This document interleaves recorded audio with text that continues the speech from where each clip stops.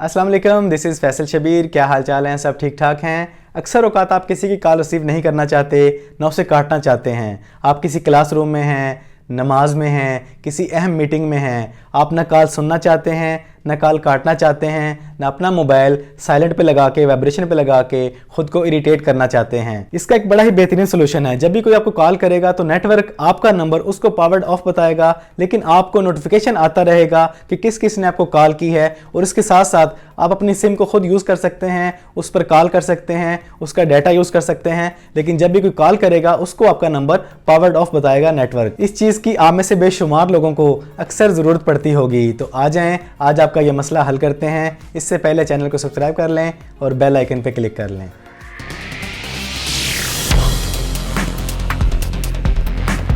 तो आपने जाना है अपने डायल पैड में और यहाँ पर आपने कोड एंटर करना है *21*0300-142#। ये कोड जैज़ के सार्फिन के लिए है। बाकी तमाम नेटवर्क्स वाले अपनी हेल्पलाइन पे कॉल करके इस कोड को इजीली हासिल कर सकते हैं। तो आपने जिस सिम पे ये लगाना है उस पर आपने क्लिक करना है। उसके बाद आपने जैज़ की सिम चूज़ करनी है। उसके बाद ये देखें मैसेज आ जाएगा हमारे पास, ये देखें call forwarding registration was successful. Okay, अब हम कॉल करके देखते हैं।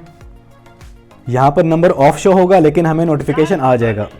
ये देखें आपका मिलाया हुआ नंबर फिलहाल बंद है। नंबर बंद है, लेकिन यहाँ पे हमें नोटिफिकेशन आ चुका है कि इस नंबर ने आपको कॉल की है, लेकिन जिस बंदे ने कॉल की है उसको हमारा नंबर ऑफ शो हुआ है। इस तरीके से आप इस सर्विस को यूज़ कर सकते हैं। आपका इंटरनेट भी चल रहा है और आप कॉल भी कर सकते हैं, आप मैसेज भी कर सकते हैं, लेकिन जो भी आपको कॉल करेगा उसके पास आपका नंबर ऑफ शो होगा। अब इसके बाद आपने अपनी सर्विस को ऑफ कैसे करना है। जब भी आप किसी मीटिंग से फारिग हो जाएं, नमाज से फारिग हो जाएं और अपने नंबर को वापस आप बहाल करना चाहें तो वो आप कैसे करेंगे। उसके लिए आपने जाना अपने डायल पैड में, यहाँ पे आपने टाइप करना है #21#कॉल, अपनी सिम चूज़ करनी है। उसके बाद आपकी कॉल फॉरवर्डिंग डिसेबल हो जाएगी। इस तरीके से आप इस सर्विस को यूज़ करके इससे बहुत ज़्यादा फ़ायदा उठा सकते हैं।